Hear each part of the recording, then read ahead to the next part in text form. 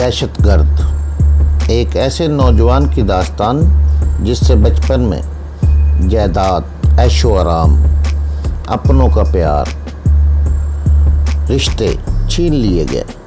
حالات کے چنگل میں پھنس کر وہ جرائم کی دنیا میں داخل ہوا۔ محب وطن ہوتے ہوئے ملک دشمن قرار دیا گیا۔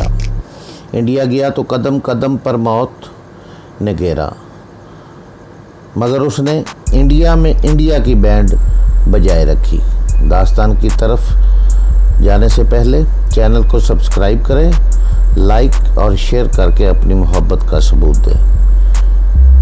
ایک دل ہلا دینے والی داستان، دہشت گرد۔ دہشت قسط نمبر 18۔ چلو بھائی کامران، تم نے تو دڑا کر ہم لوگوں کو ہلکان کر دیا۔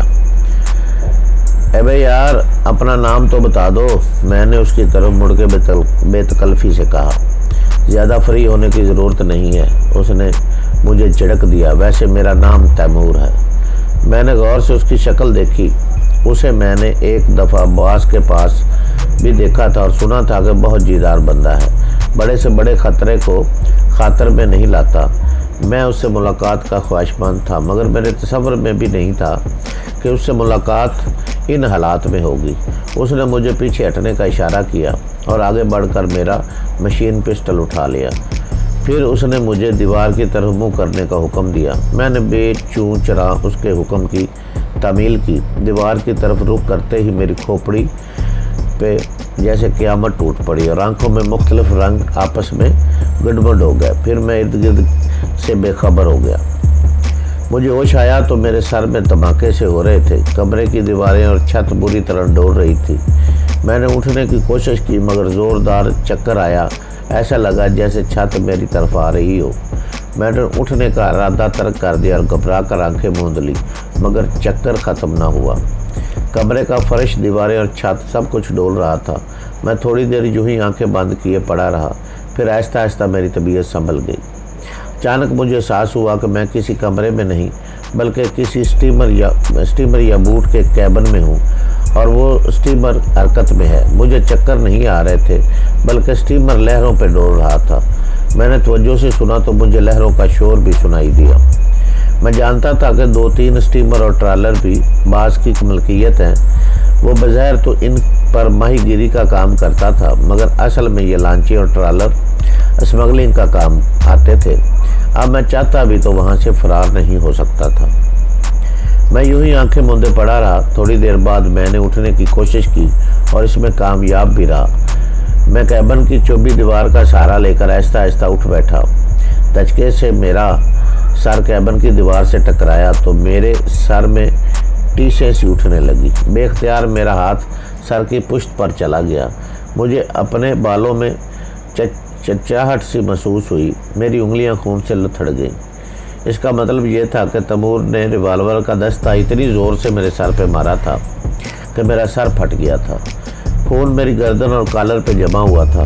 میرے جسم پہ وہی لباس تھا جو میں نے پہنے ہوئے تھا، البتہ میرا مشین پسٹل اور منی بیلٹ غائب تھی۔ میرا خون کھولنے لگا، مگر اس وقت رقم سے زیادہ اہم میری جان تھی جو اب بچتی ہوئی نظر نہیں آ رہی تھی۔ میں یوں ہی کیبن کی دیوار سے ٹیک لگا کر بیٹھا رہا۔ اچانک کیبن کا دروازہ کھلا اور مجھے تیمور دکھائی دیا۔ اس نے ہاتھ میں فرسٹ ایڈ باکس لیا ہوا تھا۔ اس نے ہنس کر کہا، سوری کامران، میرا ہاتھ کچھ زیادہ ہی سخت پڑ گیا، لاؤ میں تمہاری ڈریسنگ کر دوں۔ میں جانتا تھا کہ اسے مجھ سے ہمدردی نہیں ہے، بلکہ وہ باس کے خوف سے ایسا کر رہا ہے۔ پھر اس نے میرے خیال کی تصدیق بھی کر دی۔ اس نے کہا کہ باس نے حکم دیا ہے کہ کامران کو فوری طور پر کوئی تکلیف نہیں ہونا چاہیے، کیونکہ مجھے اس سے کچھ معلومات حاصل کرنا ہے۔ اس نے اسپریٹ سے میرا زخم صاف کیا، پھر اس میں کوئی پاؤڈر چھڑک دیا۔ میں آنکھیں موندے بیٹھا رہا۔ پھر میں نے خاموشی سے اکتا کر کہا، یار تیمور، میری نقد رقم تم نے کیوں نکالی ہے؟ باس کا حکم تھا کہ کامران کے پاس کیش کی صورت میں 1 روپیہ بھی نہیں رہنے دیا جائے۔ اس نے ہنس کر کہا، یار تم کوئی نئے آدمی ہو تو نہیں، باس کی عادت سے بھی اچھی طرح واقف ہو، پھر ایسے سوال کیوں کر رہے ہو؟ وہ تو خیر ٹھیک ہے، میں نے طنزیہ لہجے میں کہا، مگر تم کوئی کام اپنی عقل سے بھی کر لیا کرو۔ اس نے کوئی جواب نہیں دیا، صرف مسکرا کر رہ گیا۔ شاید وہ کسی بحث میں الجھنا نہیں چاہتا تھا۔ اس دوران میں ایک شخص پانی کا جگ اور کافی لے آیا۔ تیمور نے فرسٹ ایڈ باکس سے پین کلر ٹیبلٹ مجھے نکال کر دی۔ میرے سر میں ابھی تک درد ہو رہا تھا۔ میں نے فوراً وہ گولی پانی سے نگل لی اور آہستہ آہستہ گرم کافی کی چسکیاں لینے لگا۔ کافی لانے والا ایک مرتبہ پھر تیمور نمودار ہوا اور تیمور سے بولا، باس آپ کو اور کامران کو بلا رہا ہے۔ تم چل تو سکتے ہو نا کامران، تیمور نے اٹھتے ہوئے کہا، پھر سہارا دے کر مجھے بھی کھڑا کر دیا۔ اٹھنے سے مجھے ہلکا سا چکر آیا، مگر میں نے محسوس کیا کہ میں چل سکتا ہوں۔ میں نے تیمور کا ہاتھ تھاما اور اس کے سہارے آہستہ آہستہ باہر نکل آیا۔ وہ لانچ نہیں بلکہ ٹرالر تھا، چھوٹا موٹا جہاز کہنا مناسب ہوگا۔ تیمور مجھے سہارا دے کر آگے بڑھا کر راہداری میں واقع تیسرے کیبن کے دروازے پر لے آیا اور دستک دی۔ یس کم آن، باس کی آواز سن کر تیمور مجھے لے کر اندر داخل ہو گیا۔ آہا، کامران صاحب آئے ہیں، باس نے طنزیہ لہجے میں کہا۔ ہم سے بھاگ کر کہاں جا سکتے ہیں جناب؟ میں خاموشی سے سر جھکائے کھڑا رہا۔ تم کیا سمجھتے تھے؟ باس کا رویہ ایک دم بدل گیا۔ تم ہم سے بچ جاؤ گے؟ میں تو تمہیں زمین کی تہ سے کھود کر نکال لیتا۔ میں نے ہنستے ہوئے کہا، ہاں دیکھیے نا، میں بھی احمق ہوں، آپ سے بچ کر بھاگ رہا تھا۔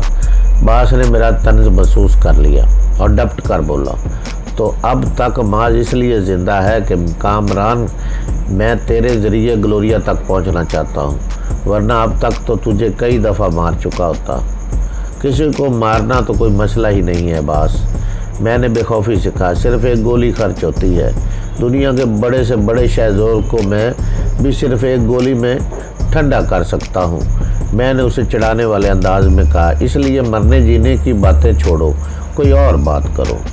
مارے غصے کے باس کا چہرہ مسک ہو گیا۔ اس کا باس چلتا تو وہ ابھی میرے ٹکڑے کر کے سمندر میں بھگوا دیتا، مگر وہ ابھی مجھے زندہ دیکھنا چاہتا تھا تاکہ گلوریا کے بارے میں کچھ جان سکے۔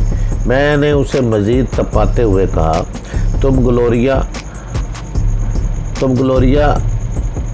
اور مجھے چارے کے طور پر استعمال کر رہے ہو، وہ بھی میرے ذریعے تمہیں شکار کرنا چاہتی ہے اور تم بھی یہی کر رہے ہو۔ میں نے ڈرامائی انداز میں کہا، تم کیا سمجھتے ہو گلوریا مجھ سے غافل ہوگی؟ وہ کسی بھی وقت کہیں بھی تمہاری گردن ناپ لے گی۔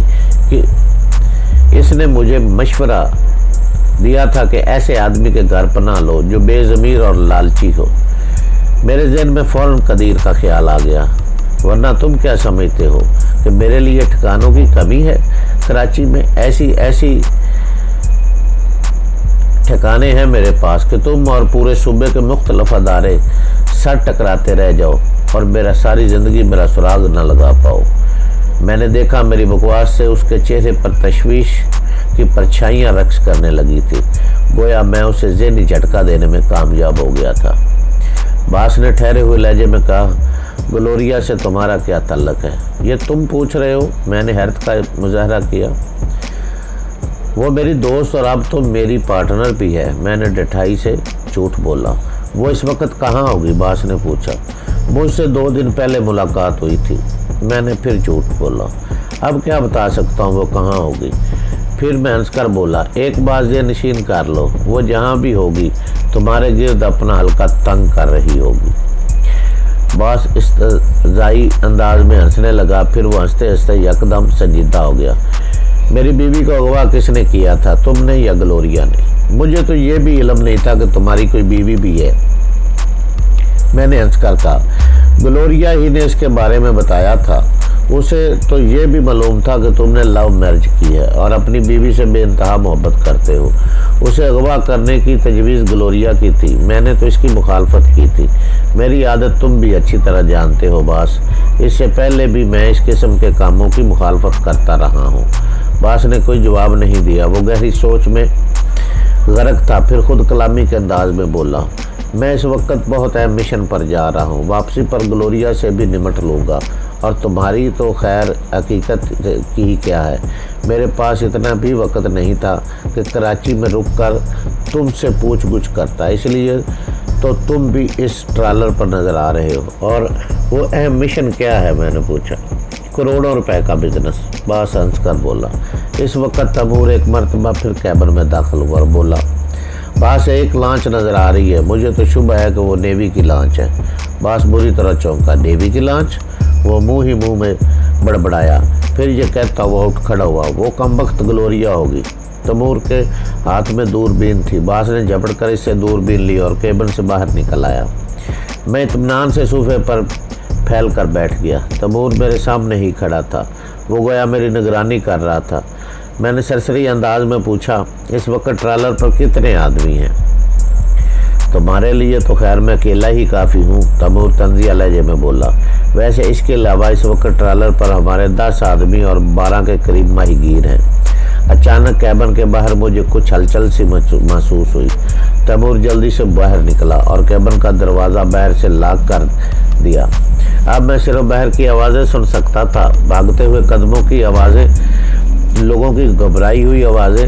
10-15 منٹ تک یہی ہوتا رہا، پھر سکوت چھا گیا۔ میں آوازوں پر کان لگائے بیٹھا رہا، پھر کسی نے کیبن کا دروازہ باہر سے کھول دیا۔ وہ کوئی ماہی گیر تھا۔ اس نے گھبرائے ہوئے لہجے میں کہا، ہم لوگ کے بوٹ کو نیوی پولیس نے گھیر لیا ہے، ابھی کیا کرنے کا ہے؟ میں تیزی سے عرصے پر نکل آیا۔ نیوی کی 2 لانچیں آگے پیچھے ٹرالر کی طرف بڑھ رہی تھیں۔ میں نے اس ماہی گیر سے پوچھا، دوسرے لوگ کہاں ہیں؟ وہ لوگ تو سب چھوٹا بوٹ میں بیٹھ کر نکل گیا صاحب۔ ماہی گیر نے نیوی کے لانچوں کو گھورتے ہوئے کہا۔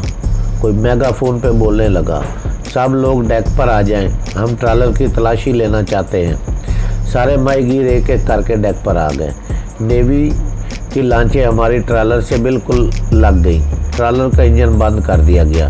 پھر نیوی کے آدمی خود کود کر ہمارے ٹرالر پر آنے لگے۔ نہ جانے اس ٹرالر پر کیا تھا، باس کسی اہم مشن پر جا رہا تھا۔ میں صرف اتنا جانتا تھا کہ اب پھانسی کا پھندہ میرا مقدر ہوگا۔ نیوی والوں نے بہت ماہرانہ انداز میں ٹرالر کے مختلف حصوں کی تلاشی لی اور 2-3 بریف کیس اپنے قبضے میں لے لیے۔ پھر ان لوگوں نے مجھ سمیت تمام ماہی گیروں کو گرفتار کر لیا۔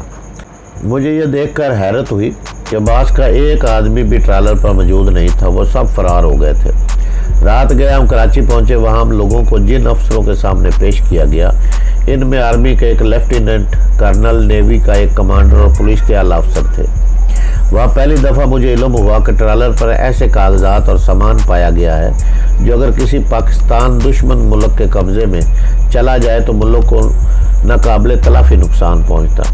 پولیس کا ایک ASP مجھے گھور گھور کر دیکھنے لگا، پھر وہ دوسروں سے مخاطب ہوا۔ سر، مجھے شبہ ہے کہ یہ شخص وہی ہے جو ہائی وے گڈ نیپ کیس میں انوالو تھا۔ آئی تھنک اس کا نام کامران ہے۔ وہ سب چونک کر مجھے یوں گھورنے لگے جیسے میرے اچانک سینگ نکل آئے ہوں۔ پھر کمانڈر نے پرجوش لہجے میں کہا، یہ وہی ہے، ہائی وے پر اس کے قبضے سے ٹرانسمیٹر برآمد ہوا تھا مگر یہ بچ نکلا۔ میری آنکھوں کے سامنے اندھیرا چھا گیا۔ اب تو میں رنگے ہاتھوں گرفتار ہوا تھا۔ میرے قبضے سے وطن دشمن سرگرمیوں کے ناقابل تردید ثبوت برآمد ہوئے تھے، اور وہ بھی کوئی بھی عدالت مجھے بے قصور ماننے کو تیار نہیں ہو سکتی تھی۔ ان دستاویز سمیت میری گرفتاری نے گویا مہر ثبت کر دی تھی کہ میں غیر ملکی ایجنٹ ہوں۔ مجھ سے بھی زیادہ قابل رحم حالت ان ماہی گیروں کی تھی جو ہر بات سے لا علم تھے۔ وہ تو اپنے بچوں کے لیے روزی کمانے نکلے تھے اور اس ناگہانی آفت میں مبتلا ہو گئے تھے۔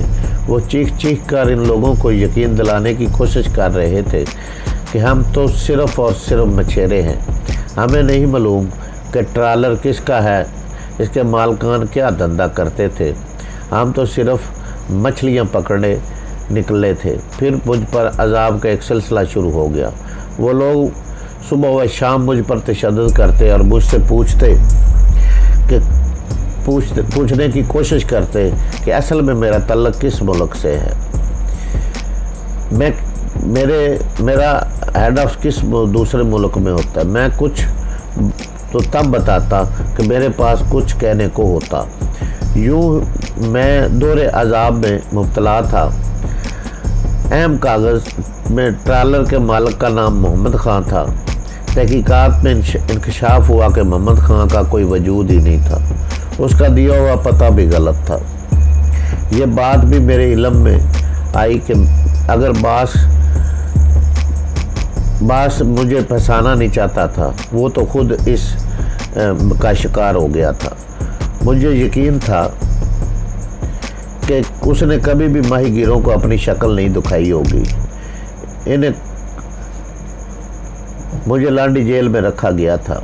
फिर ये तय पाया कि मुझे लांडी जेल से सेंट्रल जेल में शिफ्ट कर दिया जाए।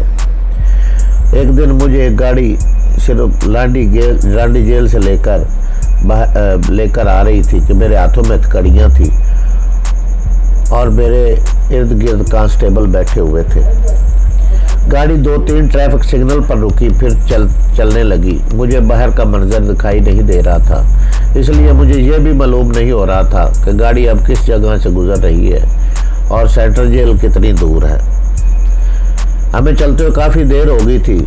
लांडी से सेंट्रल जेल का फासला इतना था, मेरे साथ बैठे हुए कांस्टेबल ने भी पहलू बदल रहे थे कि अचानक गाड़ी धचके से रुक गई। अगली सीट से एक ASI उतर कर नीचे आया और डपट कर बोला, कैदी को नीचे लाओ।